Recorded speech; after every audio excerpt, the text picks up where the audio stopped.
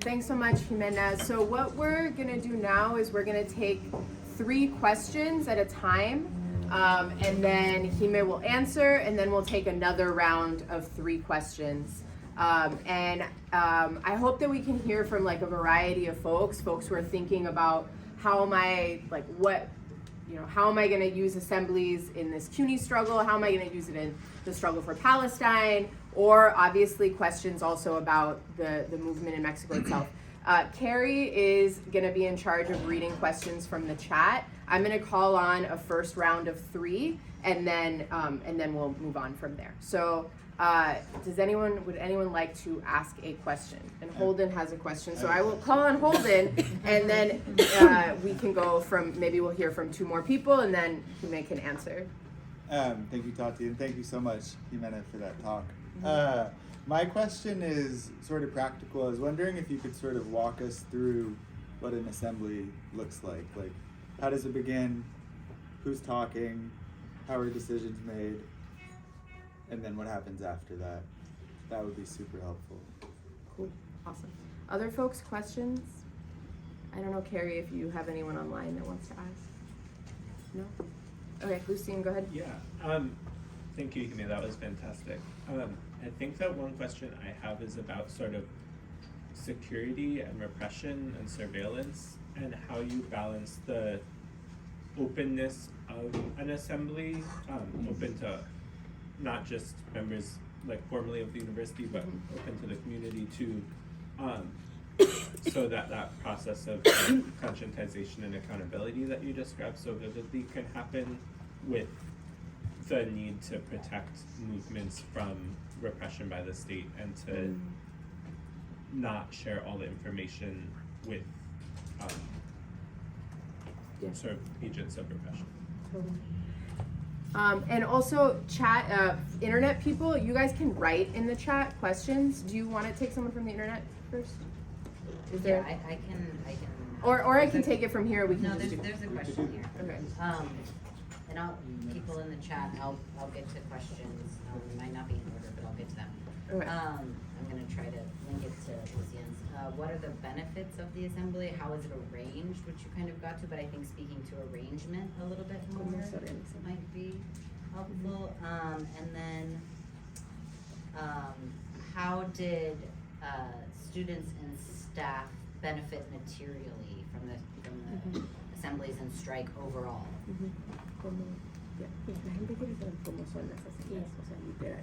Okay, go for it. And then we'll take another round of 3 questions, and Holden will call.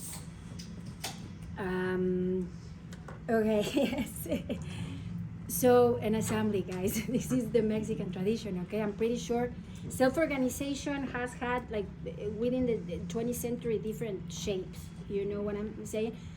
And of course, it changes when we're talking about the working class and the student movement.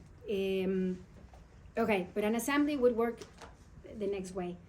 We would, like some people call it, for real. This is, I haven't been in Mexico for a while now, so maybe things have changed. But on my days, some people would call it, usually the active minority that is organized beforehand, right? For example, CUNY on strike, or the group of activists, they call an assembly. In those days, guys, we would make flyers in very like old-fashioned machines, mimeograph, not like for real. We would make flyers, and we would put those flyers everywhere. When I'm saying everywhere, it's everywhere. The toilets, everywhere. So people knew that there was an assembly.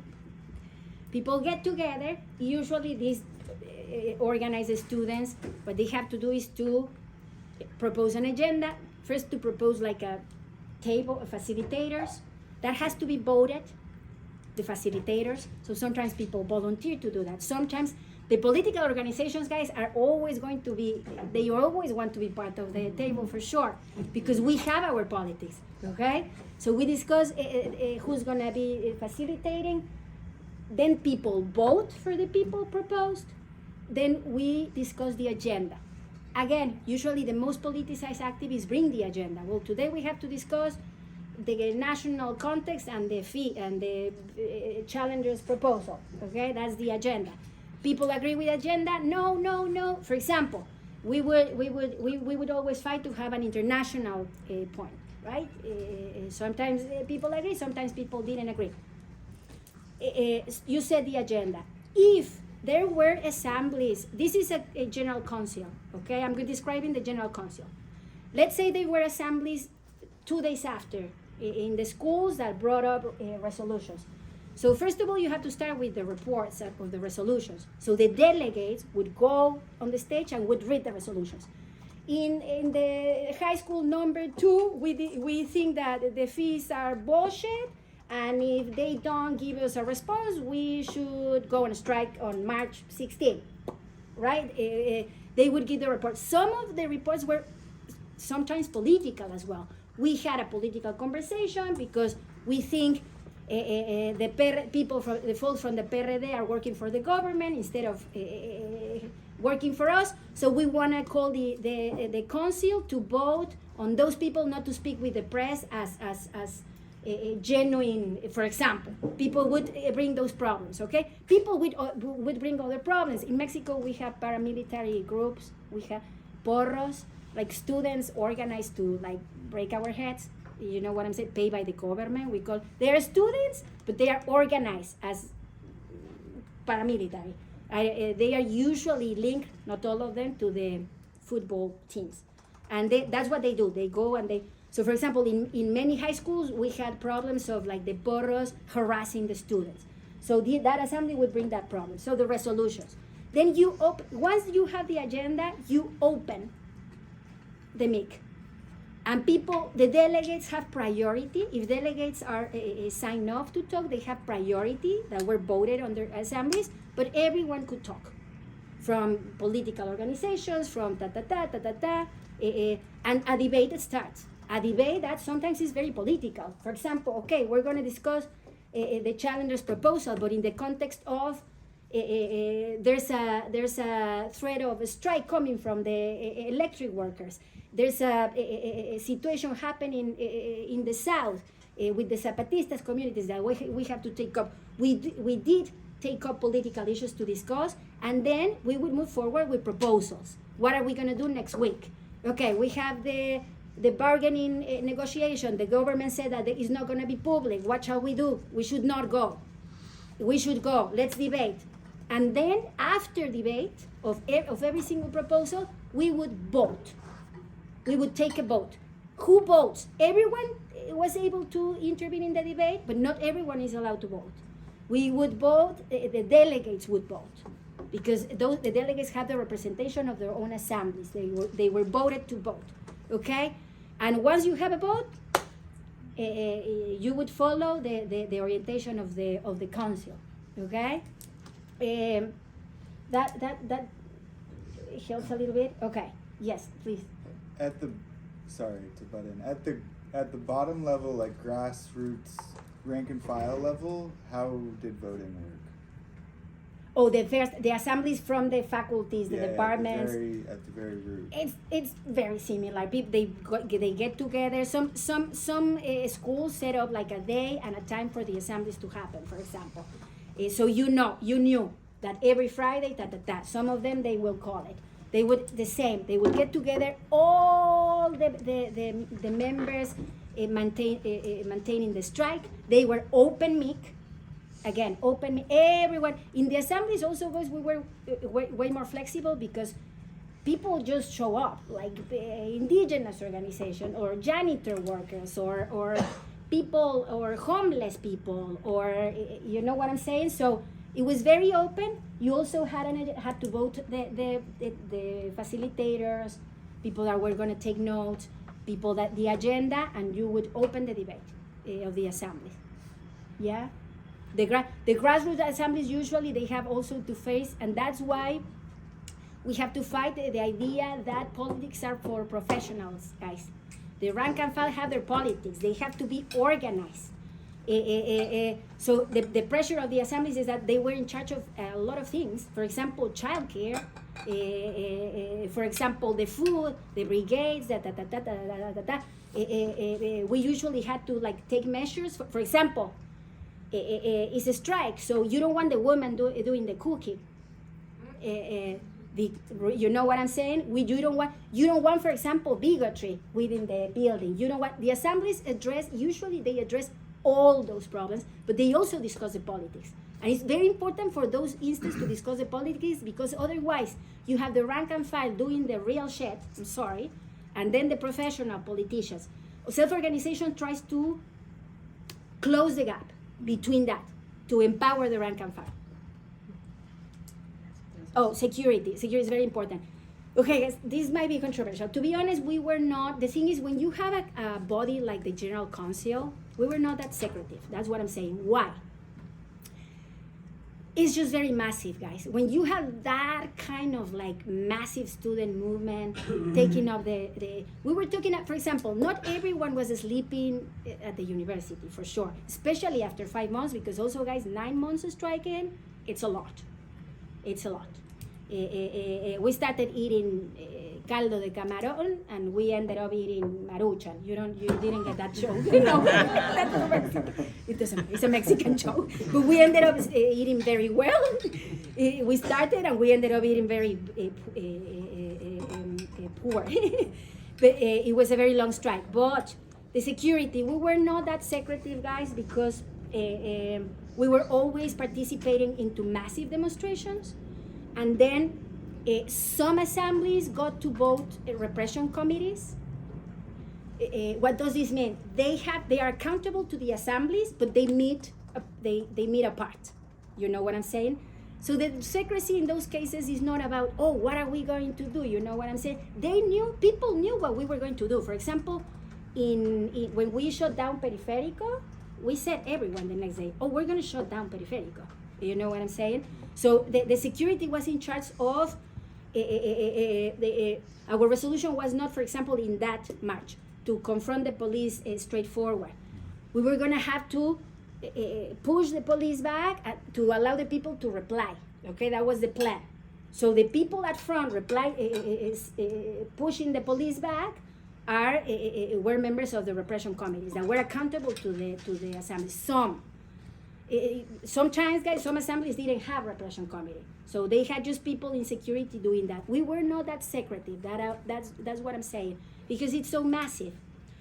We'll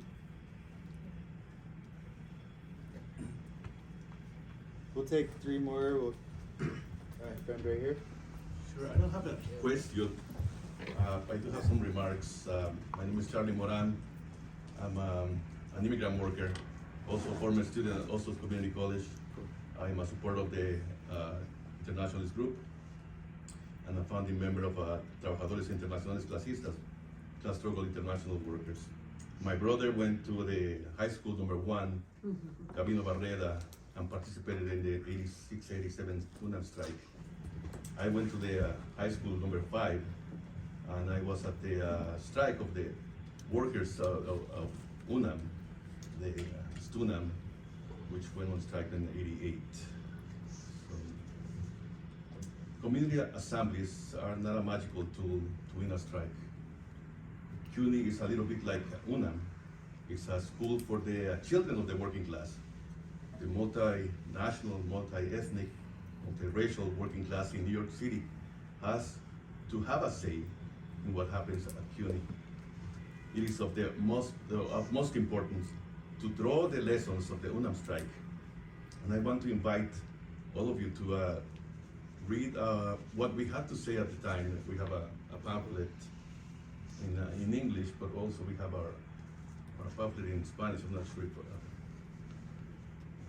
it's available here, but definitely I invite you to get one copy. The UNAM strike was a class battle. The power of the working class was key. What one needs to win a strike is power. Our organization, the Grupo Internacionalista, fought to bring the power of organized labor. In particular, our comrades approached the Electrical Workers Union, the SME, which, by the way, at the time was facing threats of privatization.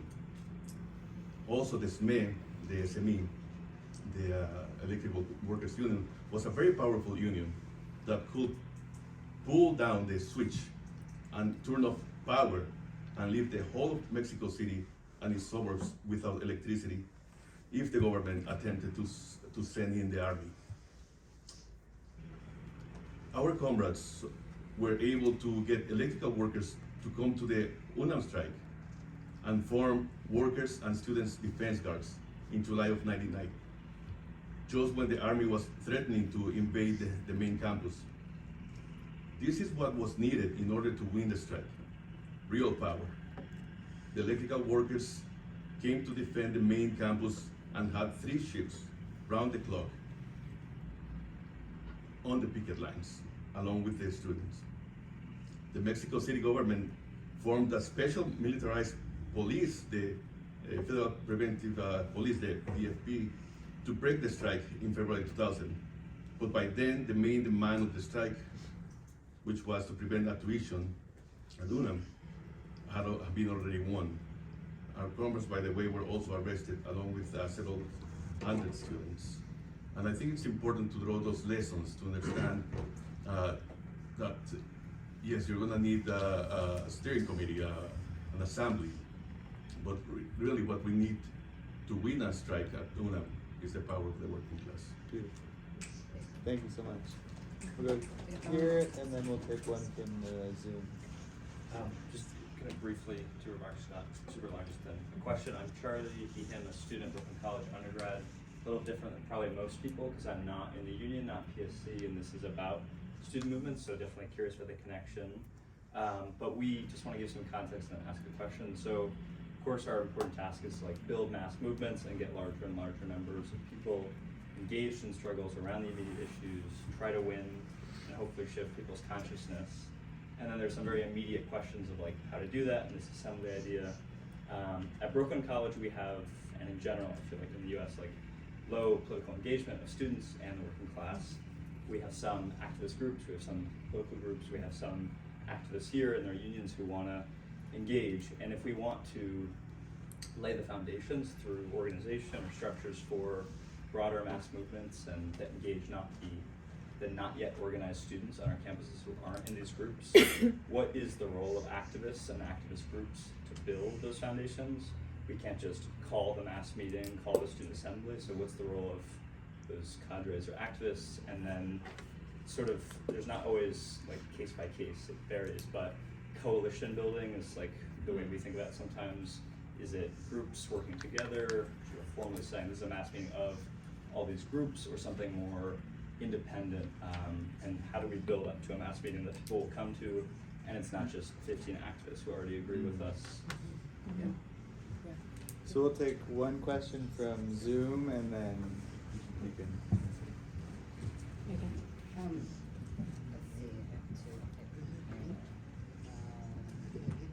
what was the relationship of the student movement or assemblies to, this person has used faculty union? I've asked them to clarify. To the professors, right? We could say professors, yeah, I think faculty union professors, yeah. Okay. Yeah, no, this is a very, very good question. So, in my experience, guys, and I feel like it's also the experience of knowing a little bit from the history of class struggle, especially within the 20th century, I would say. There's always not. You don't have class struggle all the time. You don't have people politicized all the time. You don't have people wanting to strike all the time. You know what I'm saying? Class struggle comes in cycles that are connected with objective conditions, right? Economic crisis, social crisis, war, etc., and also the willing of people to want to fight, right? So this group of activists, or even broader bodies like coalitions, for example, are very necessary, very important in terms of peace. You know what I'm saying? Because they keep the student movement, or not only the student movement, they keep the movement organized, right? Now, at the same time, when there's class struggle, and there's people outside on the streets, people willing to mobilize, people willing to lose their jobs, people willing to, right, people politicized by a reality, self-organization becomes almost a way to, almost for me, it's essential, it's not the only thing, but it's essential for the movement to achieve class independence. To empower the rank and file. Because we are very used, and this is the problem, we don't like the unions because they are top-down, group of people, staffers, professionals, but then we as activists, sometimes we become a little bit of bureaucracies. I'm talking with my heart because I'm part of an organization. Sometimes we can become into little bureaucracies, you know what I'm saying? We might have with politics, or not, sometimes we do, sometimes we don't. Sometimes, but right? But what I'm saying is, we cannot substitute, for example, especially on a strike, guys, especially on a strike, substituting the rank and file is going to have the effect of the movement to be easily co-opted by, for example, in this country, the Democratic Party, easily. And that applies for the working class and the student movement. Is not only, and that's why I was emphasizing class independence. For example, I'm sorry, I'm going to bring a national example. The UAW strike was very powerful. I don't know if you followed it last year. It was very powerful. It had a bunch of democratic aspects that we didn't see before, right? But we didn't have self-organization. That's the limit of the strike. And right after the strike, Sinn Féin, that is a leadership that gained a lot of recognition because the strike was more combative than the strikes we have seen lately, endorsed Biden. So right now we have the UAW, one of the main unions, endorsing Biden, while these minority activists trying to push forward for ceasefire resolutions, which is great, right? Now, if you want to keep your union independent from a capitalist party, you cannot. That's why you cannot have a leadership that can actually do that without any kind of accountability. The rank and file have to be involved in the process of decision making. It's my feeling, and that goes for the union and the working class. Now, as an abstract, as it could sound, guys, in general, do we really want a society ruled by capitalists and their experts at the top of institutions? Or we can imagine a society where the rank and file is politicized, active, organized, in order to make the big decisions that we have ahead. Think about, in a small scale, think about CUNY. Guys, I'm sorry, but CUNY is like the UNAM in many ways. The bodies that you have are anti-democratic. They are terribly anti-democratic. It's a working class university where students have to pay tuition. Tuition. It's a working class where people have to pay tuition, right? It's a university where every single program is organized by the top, when at the end of the day you have a working class city, because New York is a working class city, with full 100 necessities, right? Housing, and the university should be working for those programs, right? Now, how are we going to know about the importance of those programs if that people have no voice? The working class has no voice to decide on those programs. So my feeling is like self-organization for the struggle. No, with self-organization you can lose a struggle, 100%. Guys, I was arrested by the military in January 6. Oh my God. Yeah, January 6, 2000. Not that January 6th, guys. No, yeah, January 6. Outside the Capitol. I was wearing horns. No, I was arrested by the military. We won. We won that they couldn't move forward with the fees, but then we lost the rest of the platform, guys. like we really lost. But the thing is, from that movement, we were part of the development of a vanguard, let's say a sector that is broader than the people that is already organized, that took lessons from how important it was self-organization. You know what I'm saying? And that remains.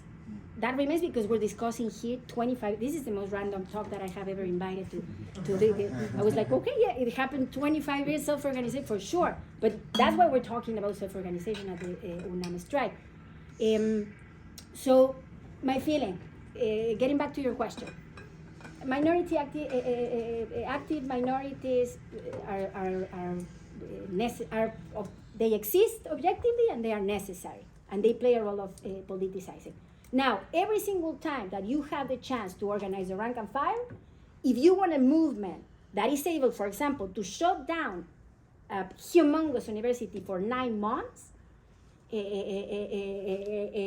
and like try to navigate through the maneuvers of the government, you definitely need the rank and file. You definitely need the rank and file. So I wouldn't, coalitions is great. Now, if those coalitions are really interested in the rank and file, it goes beyond sending emails or be transparent or No, you have to put efforts to organize it. I think, for example, that the Palestinian, the movement for Palestine would have created conditions for self-organization. And those instances are way more effective, guys. If you have 1,000 protesting against McCarthyism, against the persecution of the pro-Palestine, we have 1,000 in every campus. In every campus, they're going to think about it. If you have a small minority, we're targeted of repression way easier. So for me, self-organization, guys, to be honest, is vital. It's vital for developing a student movement and a working class that is able to gain class independence and eventually, in our perspective, a different society ruled by the working class and not by the professional politicians that are not only professional, they are professional politicians for their own class. They have their own class. They have their own agenda. We'll take like a few more questions, like 3 more questions, and then we're gonna like wrap up. Because we're a little bit, yeah. Go ahead. Yeah, I think I understood that there were some student organizations, including one attached to PRD, that pre-existed the strike. But were there like mass student organizations that pre-existed the strike? They were not mass. No, wait. I'm gonna take more questions. Oh, yeah. And then relatedly, I'm curious with the organizers here and the speaker also, how the people have looked at the 2012 strike in Quebec also, and like comparison. Hi, my name is Antonio. I'm a member of Trabajadores Internacionales Clasistas, Class Struggle International Workers. Well, I think it's very important to draw lessons from struggles. You just said that, you know, in the UNAM strike, there was an open mix for the people to express themselves, their opinions and everything. You know, we, as an organization of immigrants, we defend immigrant workers, and we try also to come to CUNY strikes to understand how to bind together, you know, the fight of immigrant workers and our fight to full citizenship rights for all immigrants, and also, you know, the fight of students for free tuition in CUNY, you know, because our daughters and our sons and daughters comes to this university and study, and affects directly to the working class, you know. In 2019, we assist as an organization to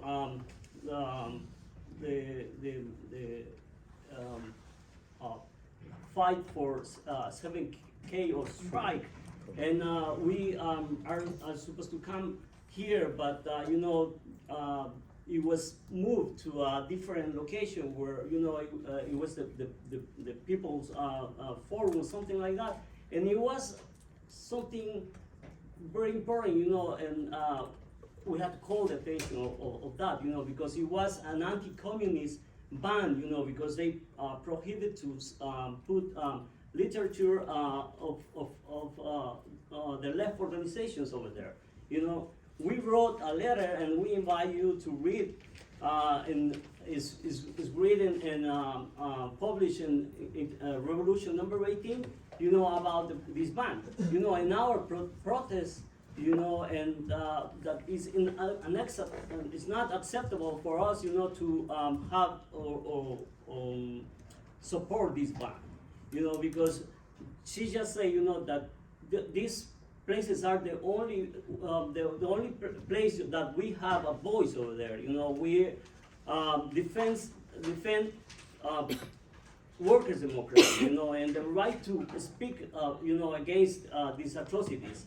And one of the things the left voice is that support this anti-communist ban. So it's very important to, when there is this things, we have to draw lessons from that. Because if there is balance on the working class, how are we gonna go ahead and struggle for the right of the working class, for the right of the students, and continue with our fight. Thank you. We're gonna hear a question from Zoom. And then if we can repeat that first question too, so people on Zoom can hear it. Oh, yeah, absolutely. And then this question, how did the community assemblies during the student strike impact the long-term trajectory of student activism and social movements in Mexico? And what was, and the first question was? Assemblies and professors. No. I was asking about. That one too. Oh, yeah, what did you ask again? Say it again. I'm so sorry. Mass student organizations that pre-existed Yes. the strike. Oh, yeah, and also groups that comparison existed with before. You bet. Repeat it. The question was, what sort of mass student organization existed before the strike and before the assemblies? And then a follow-up question more for the broader organizers of how have we thought about this in relation or comparison to the 2012 Quebec strike? Okay, let me see if I can answer this. No, someone asked about the relationship between assembly and faculty member, professors. I think that's also an interesting question, guys. I think it was a limit of the UNAM strike that we didn't integrate organically the professors and the workers. In the case of the workers, it was more about like the politics of the union. Also in the case of the professors, but also because a sector of professors represent a different politics from the student movement, because they are incredibly close to the authorities, and their material existence is different, and all that. That was a limit that we had. We did but if you ask me, those assemblies should have been with the three main components of the university: the students, the professors, and the workers all together. That's how I envision self-organization in its broader concept. And I think the assemblies have to be open for professors, and it's very important. The unity for striking CUNY, guys, in a context where there's a Taylor law and everything, building unity, which is part of self-organization, is very important among everyone. Okay, now the massivity of the pre-existence organization at the UNAM strike. The main organization that was part of this center-left party, the PRD, was the CEU, okay, CEU. The CEU, guys, was at some point in the 80s, was nourished by the student movement of the 80s. So it was quite big, right? Now, after the student movement of 1987, it became a group of activists. It was not, but a group of activists, the thing is, numbers in America are low, guys, regarding organization. Okay, but let's say they probably had 1,000 active cadre in the UNAM. I know that sounds a lot, but for example, the Zapatistas probably had, I don't know, thousands and thousands and thousands of activists. It was massive in that case, and other organizations we were small, but yeah. It has to do with the fact that the student movement in Mexico, guys, there's no way that you don't have student you don't have politics. It's highly politicized, right? So the organizations are bigger, but that's not self-organization. It's just bigger organization. Okay, assembly, and then mass. Okay, Quebec strike, guys. I'm so sorry. I'm ignorant about it. So I am not gonna. Yeah, it would be great to share experiences. I heard about it and everything, but I didn't. What I do know is, for example, there's at least 2 UNAM members there. I don't know if they did a good job or not. That came from were arrested, friends that were arrested with me. I hope they did a good job. Okay, yes, and no, and the pre-existent organizations, guys. One like personal experience, political experience. When I started the movement, I was Zapatista, and during the movement, I was just like disappointed of the politics, because on those days, after the strike, they broke that politics years after, but on those days they were supporting the moderates. So that's also, so a bunch of us, and I'm saying this because the Zapatistas organizations were massive, the PRD organizations were massive. A bunch of us, I'm talking about thousands of students, went through the experience of questioning our leaderships.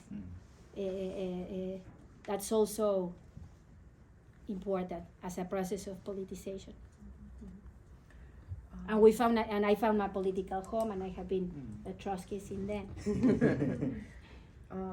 So we're gonna start wrapping up. I don't know, Jime, if you want to say any like last words to like have us wrap up. Yeah.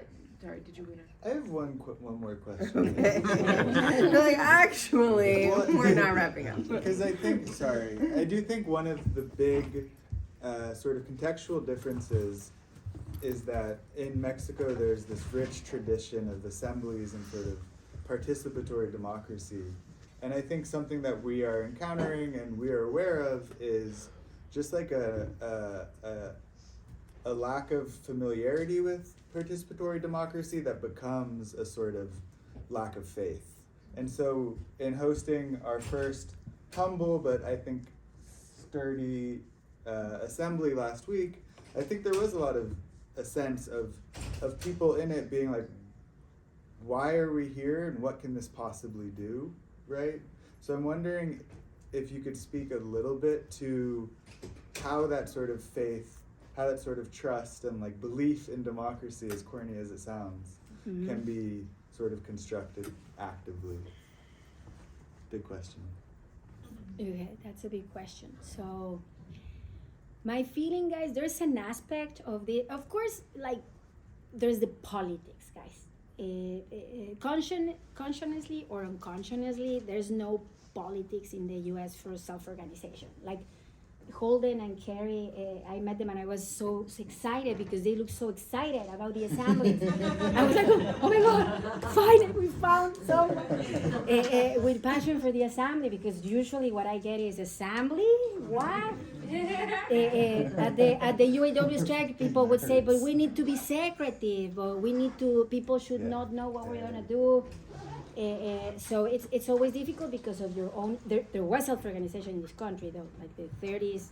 Anyway, there's a bunch of like very beautiful experience of self-organization, but that tradition was cut off, right? So on the other hand, there's some American pragmatism, where like things have to be done, right? And assemblies, guys, I wanted to stop on this aspect because assemblies is things get done. And they are strong once you get there, but it takes a lot of time because you have people coming from everywhere. Like, let's be serious about thinking about it. Putting forward assemblies in the UAW strike, what would have meant? It would have meant having in the same room, if you are successful to call them, you're gonna have in the same room Trumpists, Democrats, racist, progressive, religious, non-religious. And in this country, guys, where the working class is multiracial, you know what I'm saying? You're gonna have that. So the faith The faith comes from the faith comes from the experience of the working class. And I have seen and I have read about it. When the masses organize themselves and they can discuss their grievances, fight their prejudices, not the fight that we would put as like professors, the fight that you would put with the same person. For example, small anecdote. My friends and my comrades going to the Alabama strike with the miners, with a Black Lives Matter activist, a black leader of the Black Lives Matter in Alabama that was also an Amazon worker. So they went with her to support the miners' strike, where 40% are Trumpists. They have the Confederate flag. 30% are African American. That is not like, you know what I'm saying? And they went there, and the first reaction was hostile, but the second reaction was not. So if you let the bourgeoisie to tell the working class what they want to say, oh no, the Black Lives Matter, those are gangs, or how do you? Those are they are taking your benefits, because now if you're black, you get the benefits, and if they say bullshit, they say lies to the working class. How are we going to fight back that if we don't have self-organization, right? So now it's messy, guys. For example, it's messy, of course. For example, an anecdote. How do you think it was the length of an assembly, of one session? I would love to know. I don't know if I should tell them. I'm going to demoralize them. 6 hours. 2 hours. Sometimes 24 hours, guys. We would have a break. We would go to sleep and we would have a break. What? Because, for example, yes, Pedro from the Sierra Norte is here, and he loves our movement, and he's going to share a song. For real. And what are you gonna do? But that's the thing, that's a movement that is real and alive. If you don't have religious people, if we're all progressive, it's easy. If we all we don't agree in many things, for sure, because we came from different places. But what I'm saying, that's easy. But the working class and its diversity, the student movement is even easier, guys. So yeah, that's what I would say about your question.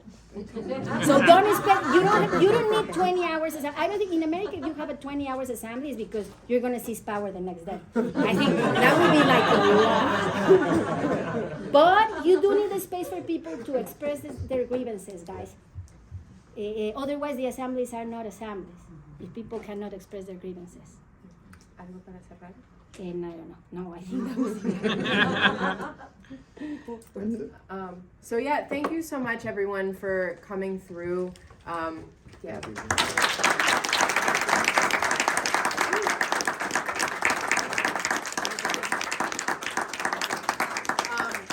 Just to wrap up for 1 second. So I will say, though, that at CUNY, my experience is that people are pissed. Like, people are pissed. And at least in the union meetings that I've been to, there's not really space for people to stand up and talk about how pissed they are, and for us to discuss collectively what to do. And so even though I definitely, we don't have the tradition of the UNAM strike, I also think that we're coming from a moment of such high struggle in the Palestine movement that we need to also connect to our struggle as, in fighting for a contract. And so I think sort of in that spirit, I think that I feel confident that I think it's possible for us to build a tradition of rank and file decision making and assemblies here at CUNY that organizes students, academic workers, staff, and sectors of New York City's working class together to fight to save, CUNY, which is an institution that represents and educates the working class of New York City. And so I wanted to just sort of highlight that I feel like it's possible, and I feel like hopefully this will help us imagine and sort of put our feet on the ground to kind of begin to build these kinds of institutions.